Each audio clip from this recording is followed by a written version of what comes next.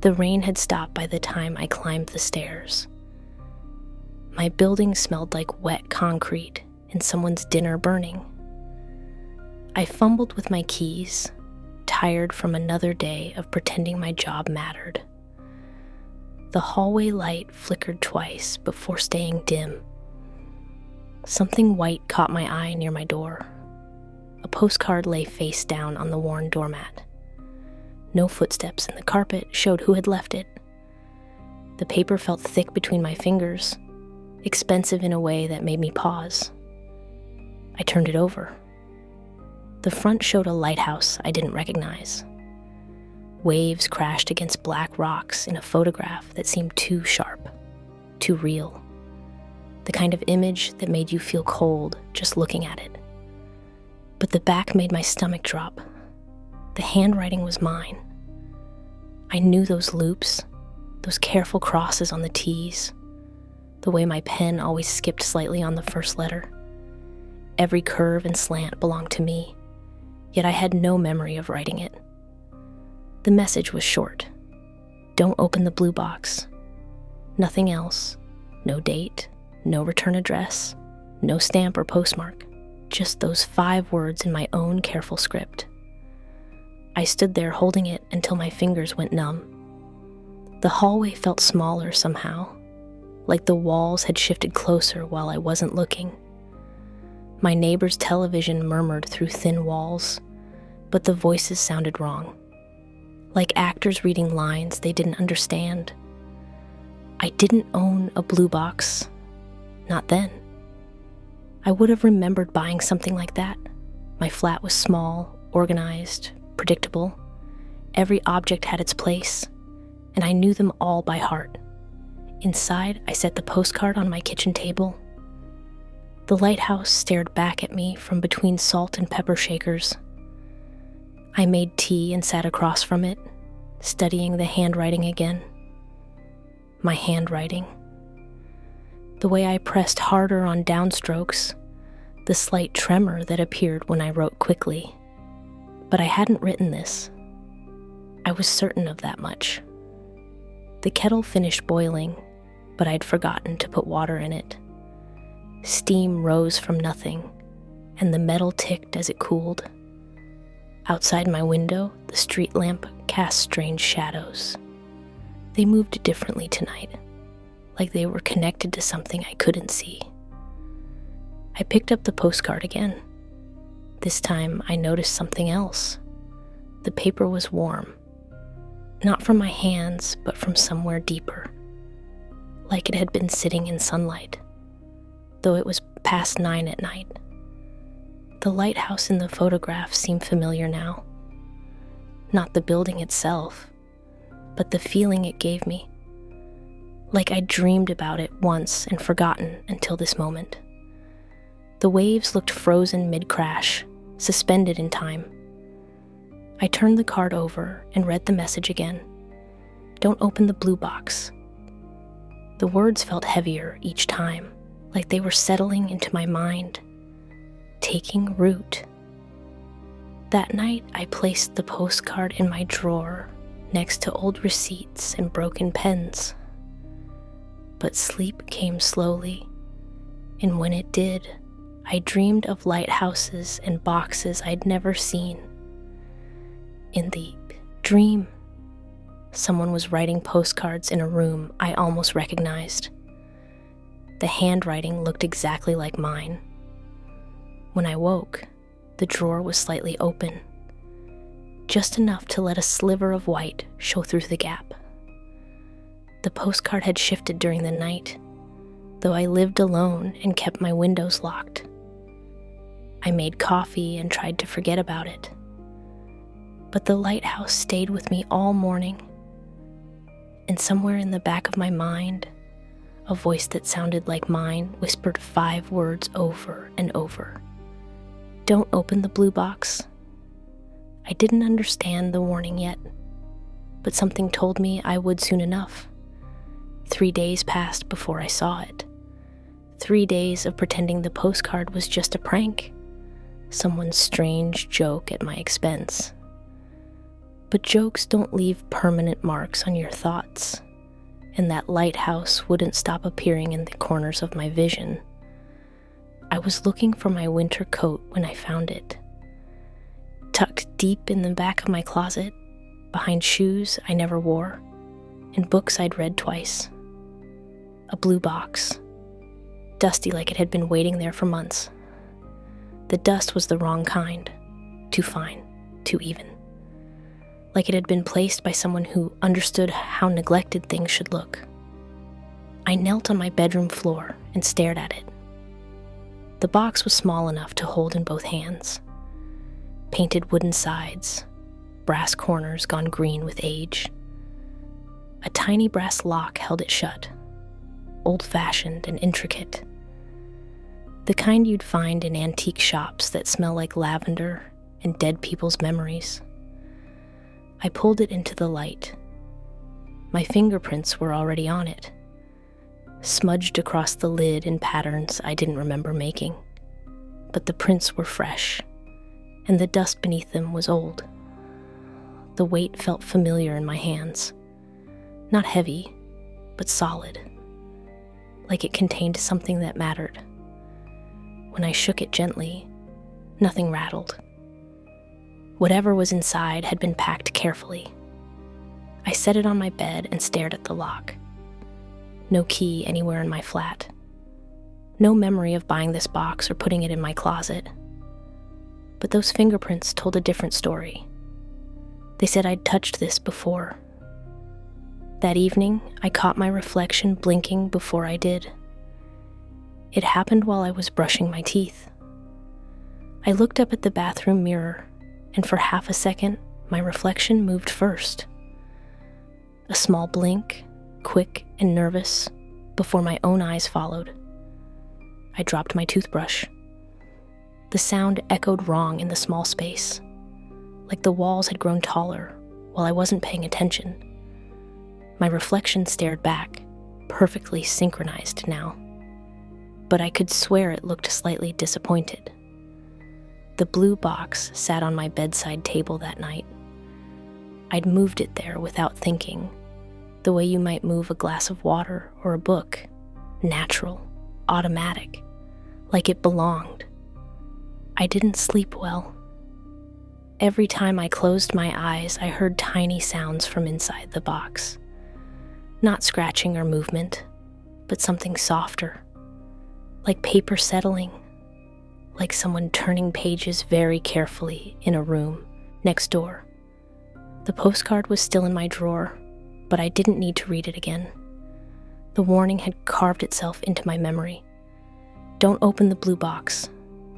5 words that felt heavier each time I thought them. But the box was here now, real and solid and waiting. And part of me, a part I didn't want to acknowledge, already knew what I was going to do. The lock looked simple enough. Old brass, but not complicated. The kind that might open with a hairpin or a paperclip. The kind that wanted to be opened. I turned away from it and tried to sleep. But all night I felt it watching me from the bedside table. Patient. Inevitable. Like it knew something I didn't. By morning, the dust had settled differently. Not much, just enough to notice. Like someone had touched it during the night. Someone with hands exactly like mine. The changes started small. Picture frames facing the wall when I came home from work. Books appearing on my shelf that I'd never bought or borrowed. Old novels with broken spines and my name written inside the front covers in handwriting that almost matched mine. I found a coffee mug in my cupboard that I didn't recognize. Blue ceramic with a crack down one side. But when I held it, my thumb found the crack automatically, like I'd been drinking from it for years. The blue box had moved to my kitchen table. I didn't remember carrying it there, but my hands knew the weight of it. The way it settled against my palms. The slight give in the brass corners when I pressed too hard. Messages started appearing inside. Not at first. Not when I might have expected them. The box stayed locked for days, taunting me with its silence. Then one morning, I found a slip of paper tucked under the brass corner, folded once, written in my careful script. "You're going to find this funny," the note said, "but you won't laugh." That was all. No signature, no date. Just my handwriting saying something I'd never thought.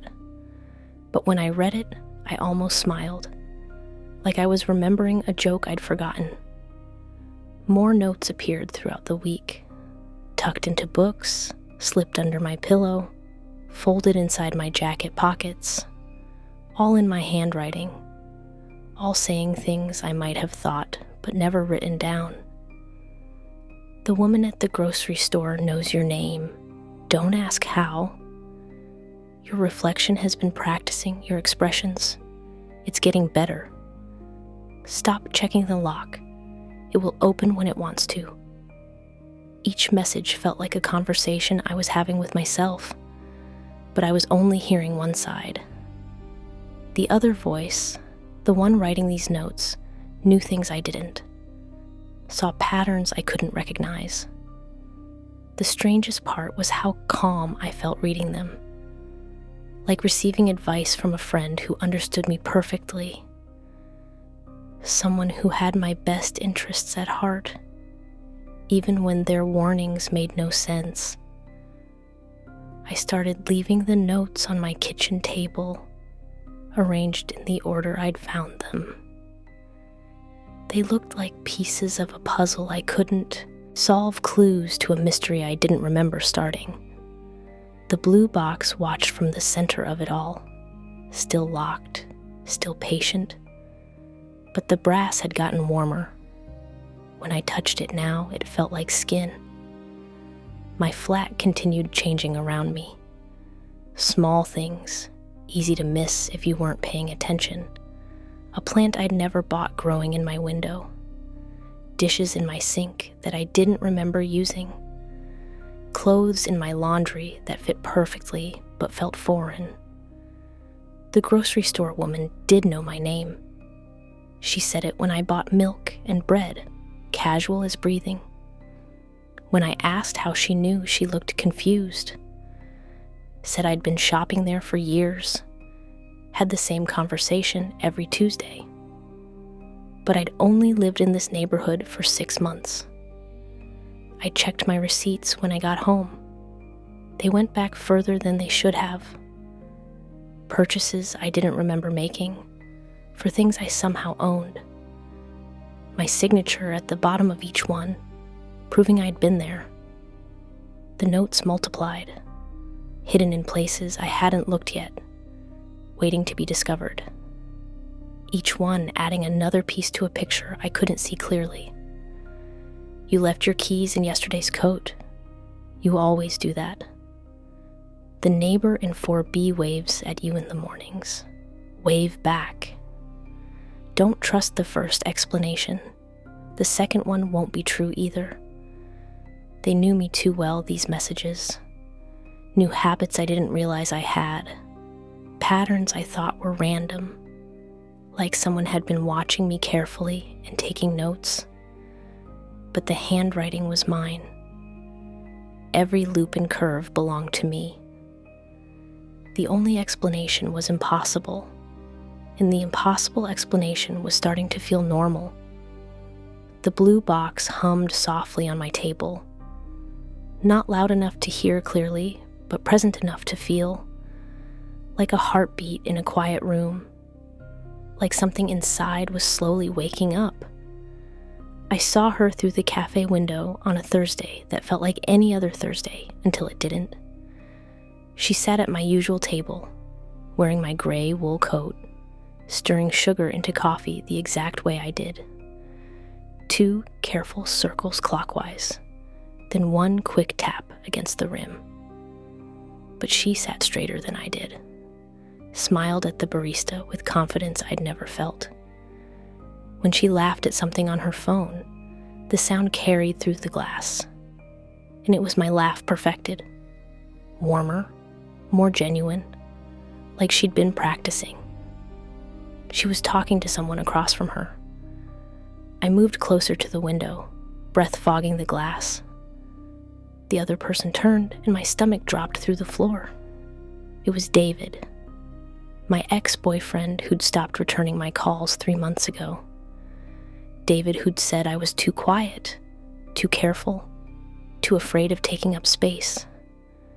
But he was leaning forward now, hanging on every word this other version of me was saying.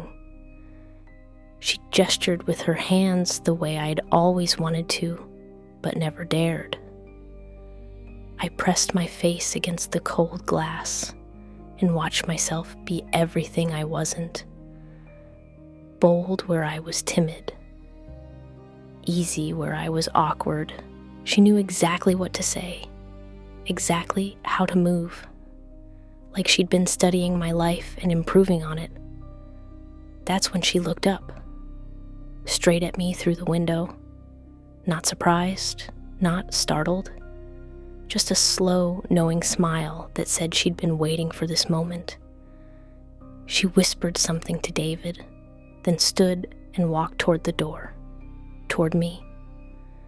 I should have run, should have hidden, should have done anything except stand there frozen. But I couldn't move. I couldn't think. I could only watch myself approach.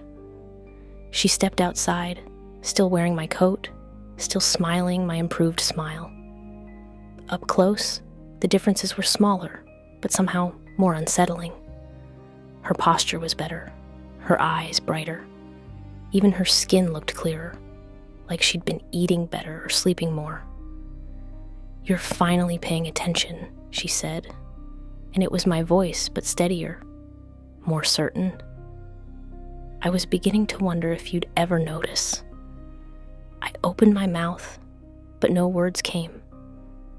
She tilted her head, studying my face with the expression I made when I was trying to solve a puzzle. "You look tired," she said. "I used to look like that too, before I figured out how to be better at being me." "Who are you?" I finally managed. She laughed, that perfect version of my laugh again. "I'm you. Just not the you that's too afraid to live properly. The you that actually answers when opportunities knock. The you that David deserves. That's impossible. Is it?" She stepped closer, and I caught my own scent. The same soap, the same shampoo, but somehow cleaner, like she'd washed away all the doubt and worry. "Look around you. How many impossible things have happened this week?" I thought about the postcard, the blue box, the messages written in my handwriting. She was right. Impossible had become ordinary. Normal had shifted into something I didn't recognize. "The box," I whispered. "You're from the box." Her smile widened. "I'm from the possibility of you, the version that opens locked doors instead of staring at them, the one that takes what she wants instead of waiting for permission." She turned to go back inside, then paused. "Oh, and stop following me. It's embarrassing for both of us." I watched her walk back to David, watched her slip off my coat and hang it on my chair. They resumed their conversation like nothing had happened, like I hadn't been standing outside watching my own life unfold without me. But when I tried to follow, when I pushed against the cafe door, my hand passed right through it. The glass, the wood, the metal handle, all of it insubstantial as smoke, like I was the one who wasn't really there. I looked down at my hands. They seemed solid enough. But when I touched the window again, my fingers left no prints on the glass. No fog from my breath. No evidence I'd been there at all. Behind the window, she was showing David something on her phone.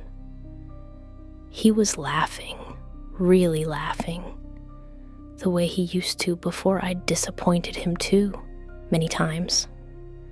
She glanced up once more, caught my eye, and mouthed a single word: learn. Then she turned away, and I was invisible again, standing outside my own life, watching someone else live it better than I ever had. The version of me who'd opened the blue box and found whatever was waiting inside. The version who'd taken my place while I stood paralyzed by warnings I should have ignored. Under my bed, between dust and forgotten shoes, I found something that shouldn't exist. A journal bound in green leather, worn soft at the edges. My initials pressed into the cover in gold letters that had faded but not disappeared. I pulled it into the light, and it fell open to pages covered in my handwriting. Dates scattered across the top of each entry, but they were wrong. All of them. Weeks, months into a future I hadn't lived yet. October 15th. Watched her choose the red dress instead of blue. She always chooses red when she's trying to hurt someone. I should have warned him, but then I'd have to explain how I knew. My handwriting, my words, but I'd never written them. I'd never watched anyone choose between dresses or felt the weight of unspoken warnings. Yet the ink looked fresh, like I'd written it yesterday. I flipped through more pages, entry after entry, describing moments I'd never experienced, conversations I'd never had, decisions I hadn't made yet but apparently would. November 3rd, the accident happened exactly where I said it would. Intersection of Maple and 5th, 7:23 in the morning. Black sedan running the red light. The woman in the blue Civic never saw it coming. My stomach went cold. I knew that intersection. Drove through it every morning on my way to work. But there'd been no accident, not yet. More entries, more impossible memories written in my careful script. November 18th. Found Mother's letters in the attic. She knew about the other one all along. Kept writing to her like she was real. Maybe she was more real than me. Maybe I'm the copy and she's the original. But my mother had died 2 years ago. I'd cleaned out her house myself. There was no attic, and I'd never found any letters. Yet reading these words felt like remembering something I'd tried to forget. In the margins, angry notes were scribbled in different colored pens, all addressed to me, but none were signed. Why didn't you listen? Written in red ink beside an entry about missed opportunities. You could have prevented this. Blue pen next to a description of someone's funeral. Stop being so afraid. Black marker, thick and urgent, underlined 3 times. The notes got angrier as I read deeper, like whoever was writing them was losing patience with me, with my choices, with my refusal to see what was right in front of me. December 1st. She took everything. My job, my friends, my life. Even my reflection belongs to her now. I watch from windows and doorways, but I can't touch anything anymore. Can't change anything. I'm becoming the echo of someone who learned to live louder. This entry was different, desperate. The handwriting shakier, like whoever wrote it was scared or angry or both. Like they were running out of time. December 10th. Found the first postcard today. Realized what I have to do. If I can't stop her from taking my place, maybe I can warn the me who hasn't lost everything yet. Maybe I can break the circle before it starts. My hands were shaking now. This journal described my future, written by someone who claimed to be me. Someone who'd watched their life stolen by a better version of themselves. Someone who'd tried to warn me with a postcard about a blue box. But I'd already seen her, the improved me in the cafe. She was already here, already taking what was mine, which meant these entries weren't predictions. They were memories, a record of a future that was becoming the present. I kept reading. The entries got shorter, more frantic, like whoever was writing them was running out of space, or time, or hope. December 15th. She doesn't even pretend to hide it anymore. Answers my phone, sleeps in my bed, wears my clothes like they were always hers. People don't notice the difference. Or maybe they do, and they prefer her. December 20th. Last entry. She found the journal. Says I won't need it anymore. Says I won't need anything anymore. I can feel myself fading, like ink washing away in rain. Tomorrow I won't remember who I used to be. The page after that was blank, but when I held it up to the light, I could see the faint impression of more words, like someone had pressed hard enough to leave marks in the paper below. I found a pencil and rubbed it lightly across the surface. Words appeared, ghostly but readable. If you're reading this, you still have time. Don't trust the postcards. Don't trust the messages. And whatever you do, don't open the blue box. It's not locked to keep things in. It's locked to keep you out, until you're ready to disappear. But even as I read the warning, I knew it was too late. The box had been calling to me for days, and I was tired of fighting its pull. Tired of being the version of myself who was too afraid to take what she wanted. The journal fell closed in my lap. On the back cover, written in fresh ink, were 5 new words. Tomorrow, you'll understand everything. I don't have a landline. Haven't had one in years. But the red light blinked anyway, insistent and impossible, from an answering machine that shouldn't exist sitting on my kitchen counter where my coffee maker used to be. The machine was older than my building, beige plastic gone yellow with age, tiny cassette wheels visible through a transparent window. When I touched it, dust came away on my fingers. Ancient dust, from before I was born. But the light blinked red. 7 messages waiting. I pressed play with a finger that trembled just slightly. The tape crackled. Then my own voice filled the kitchen, but not quite my voice. Similar rhythm, same accent, but steadier, more sure of itself. Message 1, Thursday, 11:47 p.m.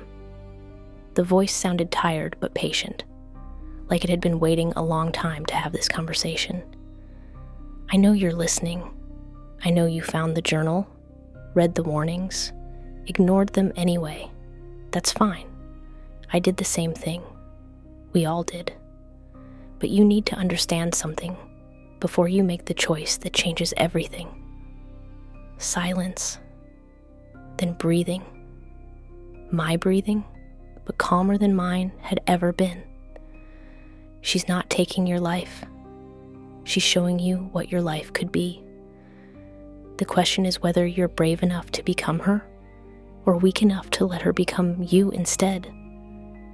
Message 1 ended with a click that echoed too long in my small kitchen. Message 2 began immediately. Same voice, but darker, more urgent. Friday, 2:17 a.m. Can't sleep. Keep thinking about the morning you'll watch her in the cafe. How perfect she'll seem.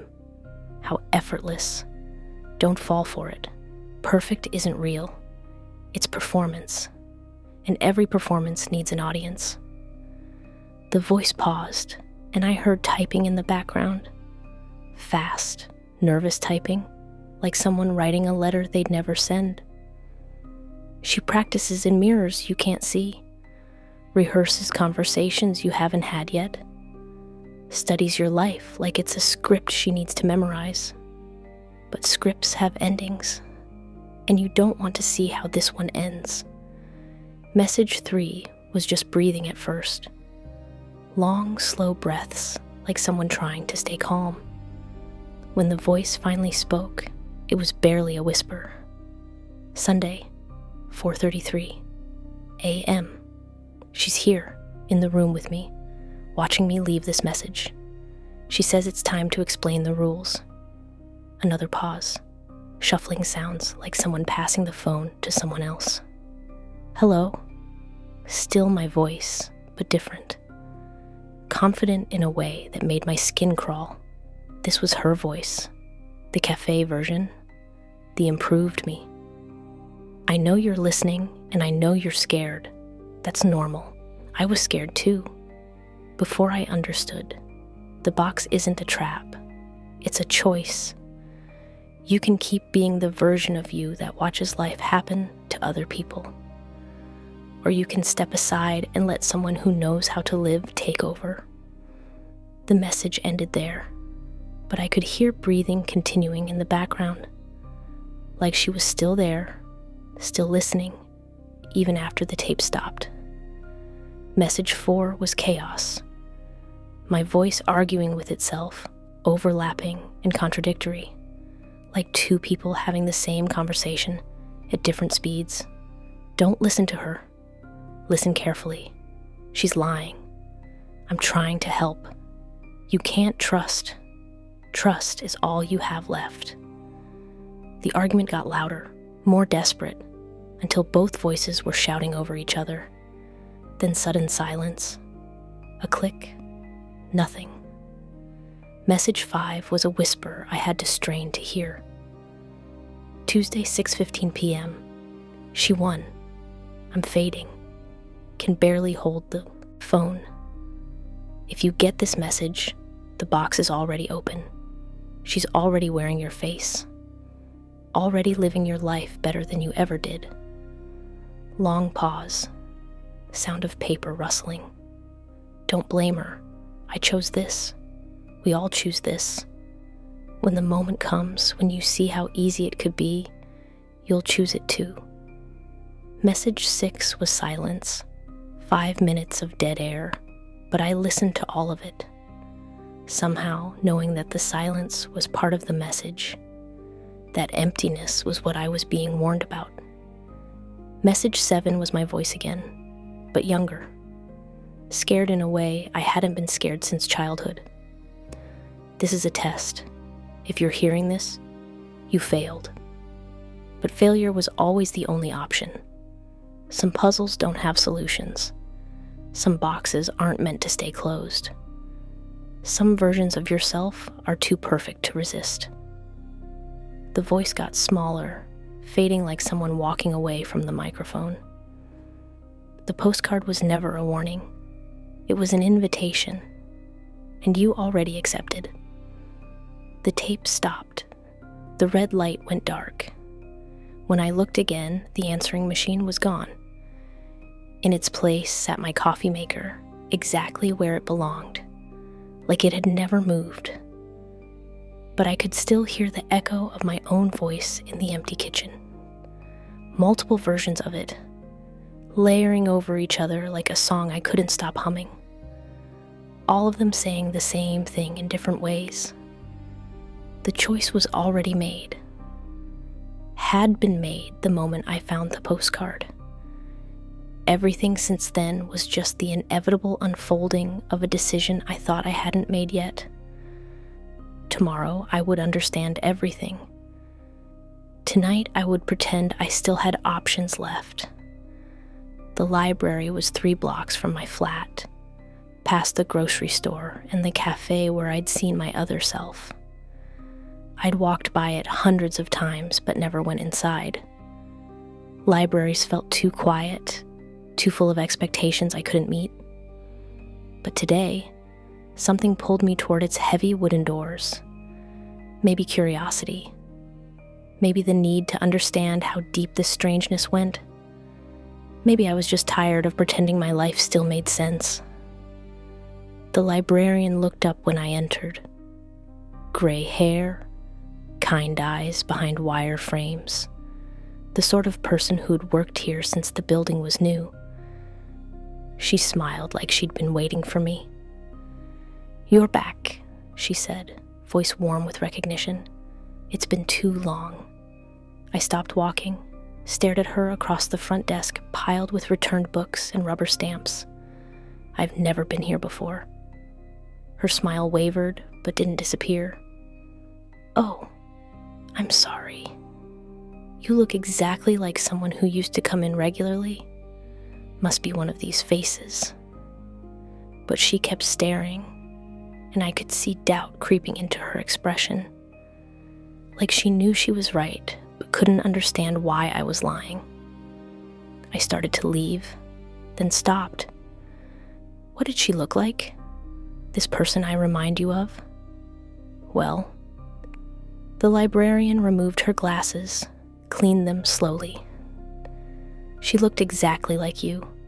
Same height, same hair, same way of standing with one shoulder slightly higher than the other. She used to rent poetry books, always returned them exactly on time. Poetry books. I'd never read poetry, found it pretentious and difficult to understand. But as she spoke, I could almost remember the weight of slim volumes in my hands, the satisfaction of finishing them exactly when they were due. When did she stop coming? Oh, must be 6 months ago now, maybe 7. Right around the time you moved to the neighborhood, I'd guess. The words hit like cold water. I'd moved here 6 months ago, to the day. Could you show me her records? The librarian hesitated, then pulled out a thick ledger, handwritten entries in careful script. She flipped to a section marked with a faded ribbon and turned the book toward me. There it was. My name, written in my handwriting, next to titles I'd never heard of. Dates going back years, long before I'd moved here. Long before I'd even heard of this neighborhood. But the signature at the bottom of each entry was definitely mine. The same quick scrawl I used at the bank, at work, on birthday cards I never remembered to send. "This is impossible," I whispered. The librarian leaned closer, studying the pages. She always sat at the table by the window, said the light was better there, very particular about her reading spot. She pointed across the main room to a small table tucked into an alcove. Afternoon sunlight streamed through tall windows, making the wood glow warm and golden. It looked perfect. Exactly where I would choose to sit if I came here to read. Could I see that table? She nodded, then walked with me across the quiet space. Other patrons looked up as we passed, and I saw recognition flicker across their faces. Not surprise, but the casual acknowledgement you give someone you see regularly. The table was scarred with years of use, carved initials and coffee rings, the accumulated damage of countless hours of reading and thinking. But tucked into one corner, barely visible unless you knew where to look, were my initials. Fresh carved, like someone had made them recently. Below the initials, a phone number, my phone number. She always sat facing the room, the librarian said quietly. Said she liked to watch people discover books they didn't know they needed. Behind the desk, she produced a small box of index cards. "We don't usually do this, but she left something for you. Well, for herself. Said one day she'd come back and wouldn't remember leaving it." The card was cream-colored, expensive paper. My handwriting filled both sides in neat, careful lines. If you're reading this, it means you found me, or I found you. The difference doesn't matter anymore. What matters is that you understand the choice. I flipped the card over. The library keeps records of everything. Every book, every moment, every version of yourself that sat at this table. Look behind the poetry section. Third shelf from the bottom. Behind the Dickinson. The librarian watched me walk to the poetry section. Expression unreadable. I found the Dickinson collection. Old hardcover volumes with cracked spines. Behind them, pushed far back against the wall, was a photograph. It showed me sitting at the window table, reading a book I didn't recognize. But my posture was different, relaxed in a way I'd never been in public. The sunlight caught my face perfectly, and I was smiling, really smiling, like whatever I was reading had just revealed a wonderful secret. On the back of the photograph, a date from 12 years ago.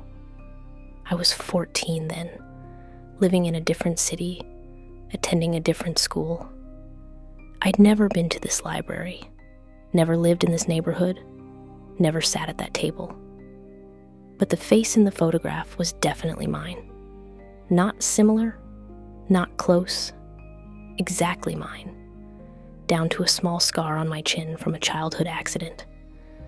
When I turned around, the librarian was watching me with sad eyes.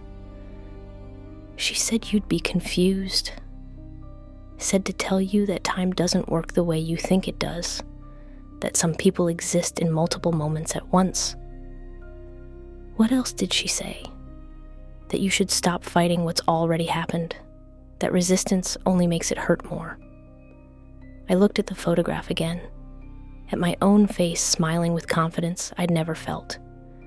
The me in the picture looked happy, genuinely, effortlessly happy. Where is she now?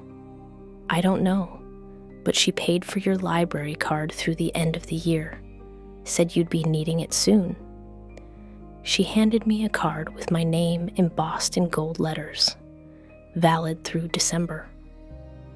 The same December described in the journal I'd found under my bed. As I left the library, the afternoon sun felt different on my face. Warmer, more welcoming, like it was welcoming me home to a place I'd been before but had forgotten. Behind me, the librarian turned the photograph face down on her desk. But I could still see my smile in my memory, could still feel the echo of happiness I'd never experienced, but somehow missed.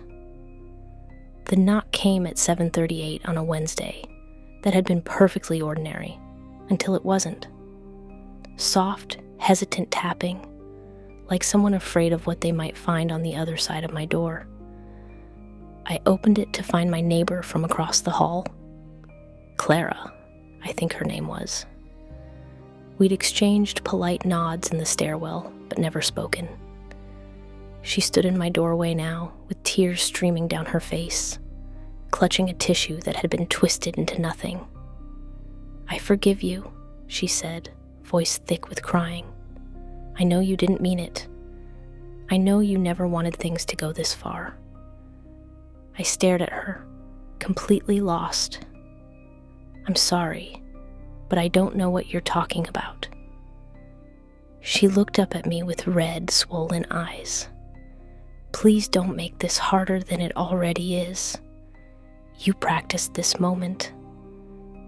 You knew exactly what you were going to say." Practiced what moment? But even as I asked, the words felt wrong in my mouth, like I was reading lines from a script I'd never seen, but somehow knew by heart. Clara stepped closer, still crying. "You're going to tell me you don't remember. Then you're going to ask what you did wrong. Then you're going to try to explain why it wasn't your fault." My mouth opened, and I realized she was right. Those were exactly the words forming on my tongue, like I'd rehearsed this conversation without knowing it. "You're going to say it was an accident," she continued, voice getting steadier. that you never meant for anyone to get hurt, that if you could take it back, you would. I wanted to tell her she was wrong, but the words wouldn't come, because those were exactly the thoughts running through my head, exactly what I felt compelled to say, even though I had no idea what I was supposed to be apologizing for. How do you know what I'm going to say? Because you've done this before, over and over. You stand in that doorway and you say exactly the same things in exactly the same order, like you memorized the perfect apology and never learned to mean it. She wiped her eyes with the ruined tissue. The first time I believed you, you seemed so genuinely sorry, so broken up about what happened. But then you said the exact same words the next time, and the time after that, the next time. I've never apologized to you before. You have, dozens of times, every few days for the past month. You knock on my door, I open it crying, and you perform your careful little speech about remorse and accidents and how sorry you are. The hallway felt smaller suddenly, like the walls were listening, waiting to see if I'd follow the script or finally break free from it. What am I supposed to be sorry for?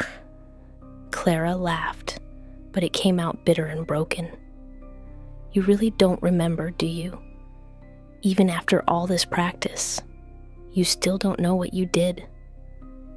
She reached into her pocket and pulled out a folded piece of paper. When she opened it, I could see it was covered in my handwriting. Notes and corrections, crossed out lines and better alternatives, a script for this exact conversation.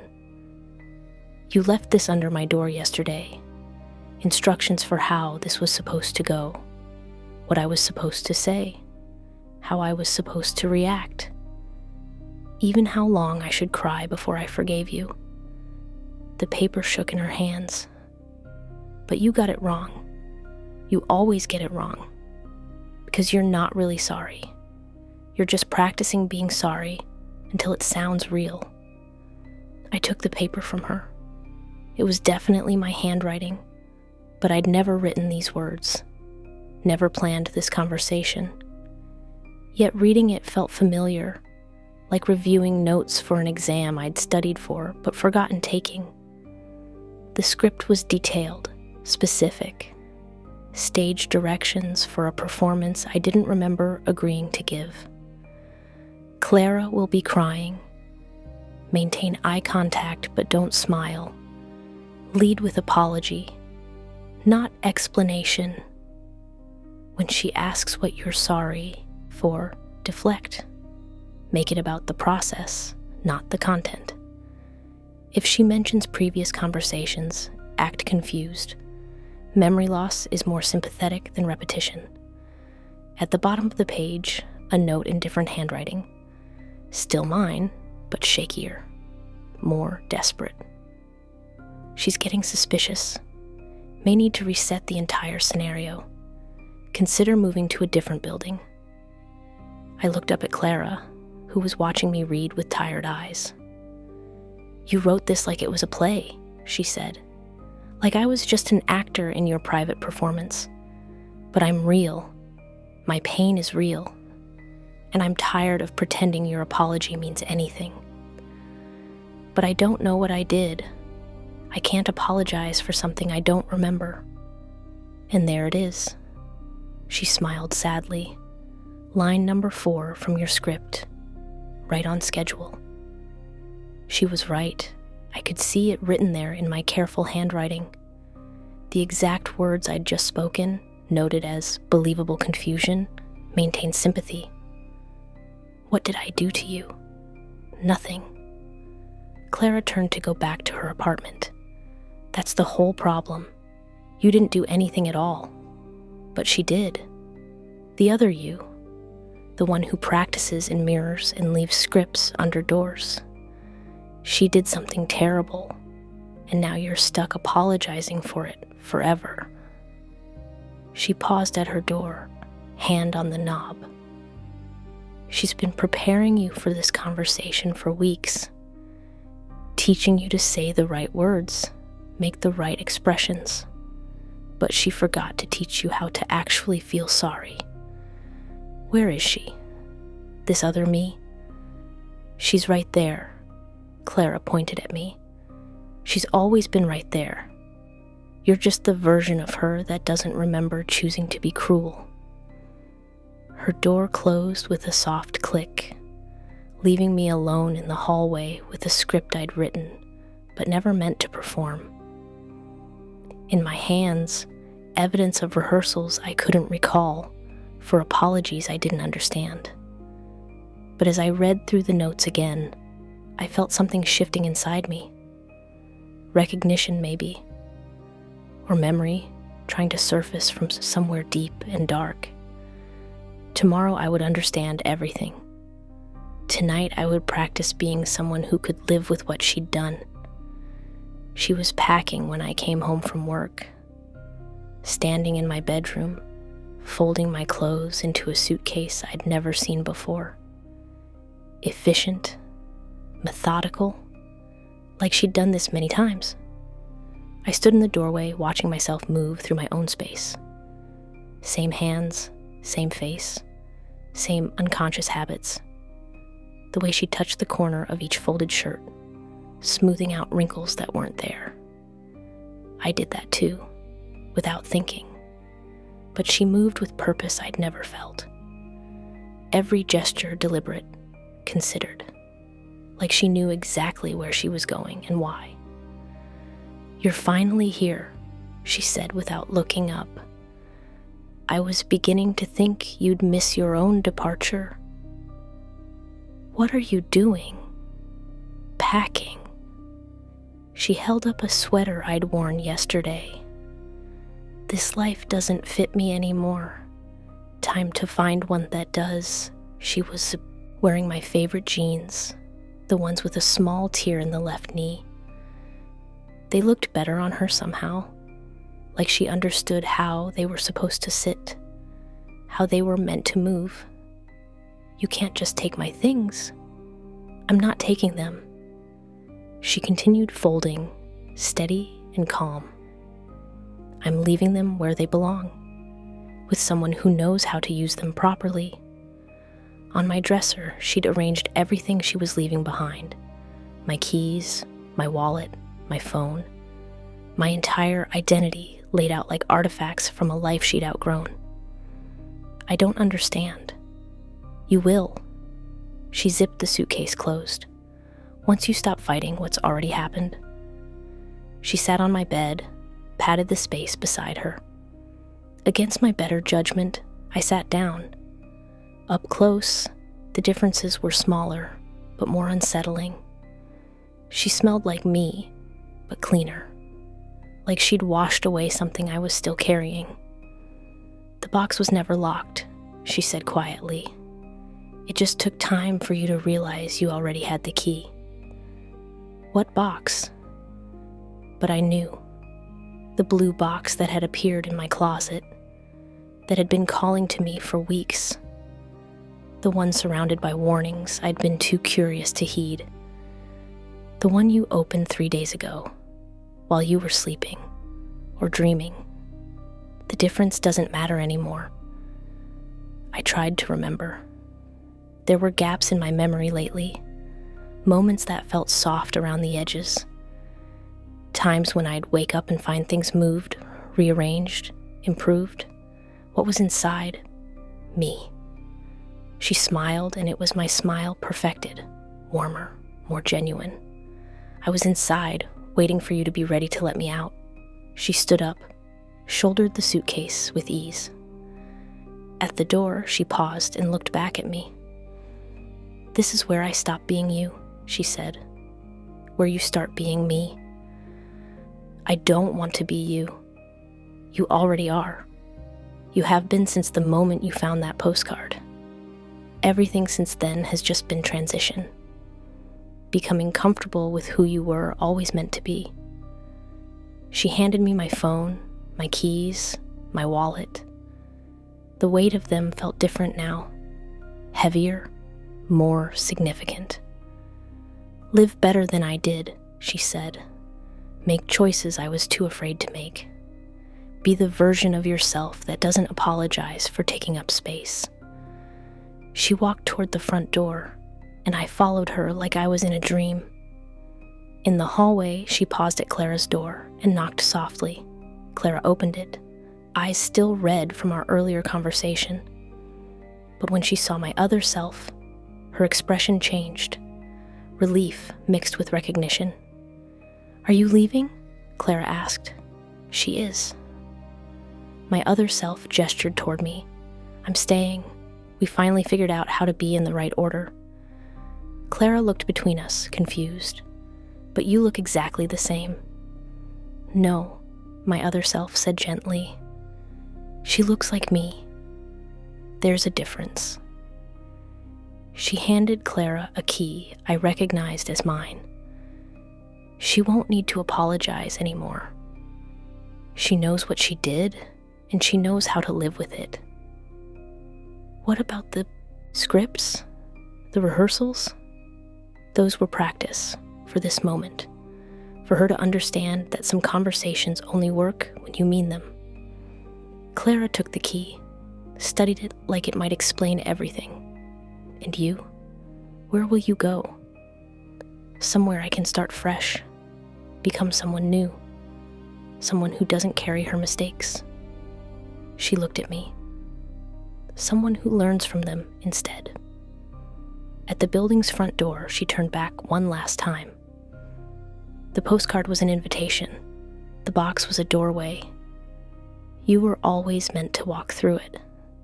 I was just showing you how. Then she was gone, walking down the street with my suitcase and my coat and my old life. I watched until she turned the corner and disappeared into the flow of evening pedestrians. When I went back upstairs, Clara was still standing in her doorway. "Are you really her?" she asked. "I think so. It's hard to tell the difference anymore." "Good." She handed me back my key. She was getting tired of being sorry for things she couldn't change. "Maybe you'll be better at changing things you can't accept." In my apartment, everything was exactly where it should be. But it felt different now, like I was seeing it for the first time, or remembering it after a long absence.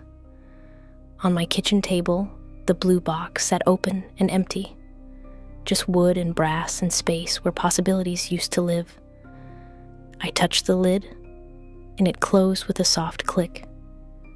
Locked again, waiting for the next person who needed to become someone else. The writing is shakier this time, like whoever wrote it was scared, or maybe tired. The kind of tired that comes from making the same mistake over and over until you forget why you started. Don't trust the first postcard. You already opened the box. I'm holding it now, this second warning that came too late.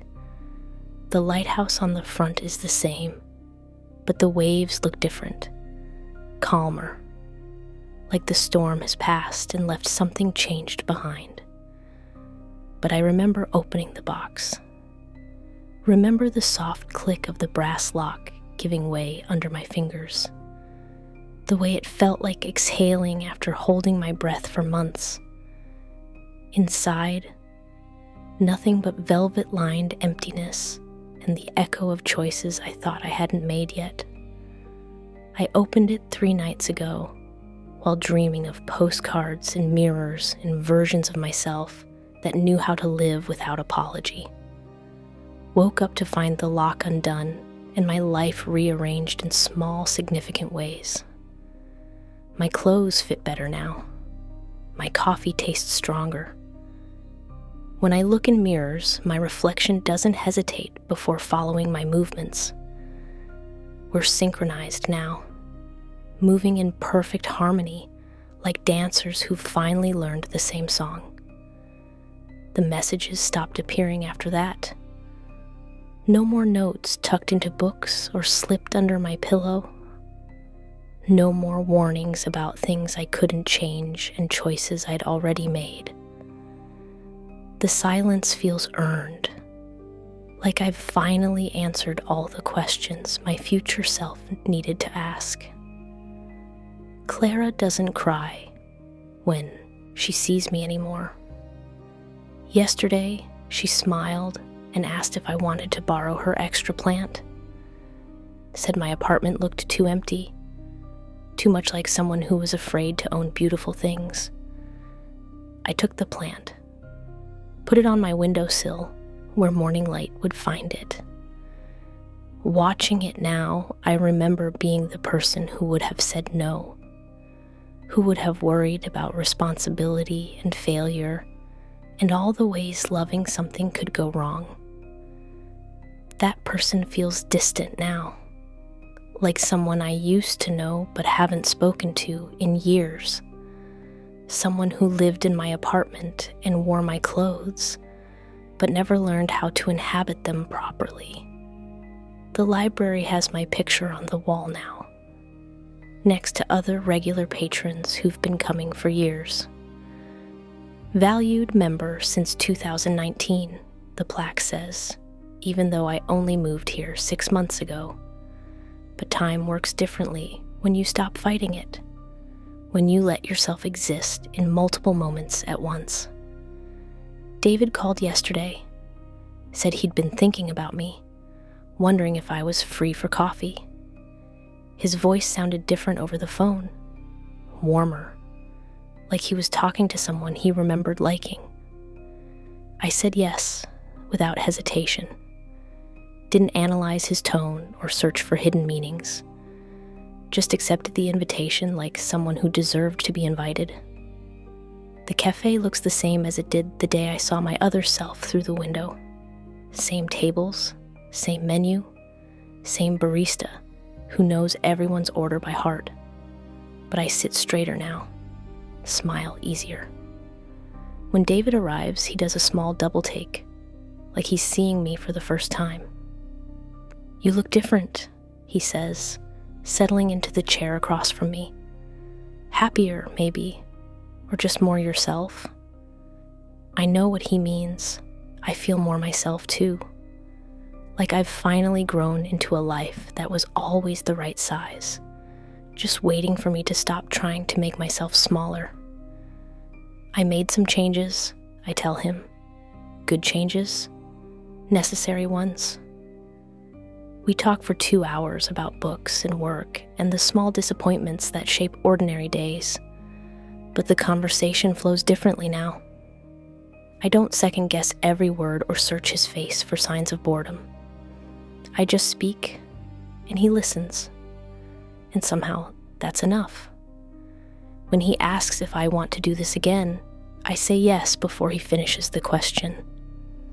Walking home, I pass the building where my old self lives, or lived, or will live tomorrow in some timeline where choices branch differently. The windows are dark, but I can feel her watching from behind the glass. The version of me who never learned to stop apologizing for existing.